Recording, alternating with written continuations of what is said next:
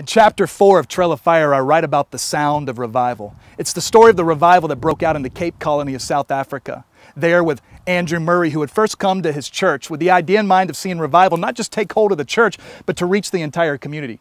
But when it came in the most unexpected fashion. It didn't take place in the church. It happened with a group of about 60 young people that were meeting in a schoolhouse close by. There, a minister by the name of J.C. DeVries was overseeing the meeting.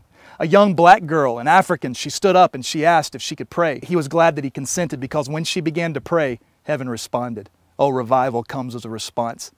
He heard this sound, this roaring, that sounded like a mighty wind or the roar of a lion that was off in a distance, but it grew louder and louder and louder as it came closer and closer to the building. Soon it invaded the entire room that they were in. It filled every available space. It invaded the room they were at, and the young people began to fall to their knees and upon their faces, crying out to the Lord. J.C. DeVries himself, he felt like he was overcome by an unstoppable force.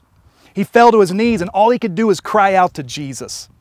That move of God continued. By the end of the week, it had fully taken hold of the entire church.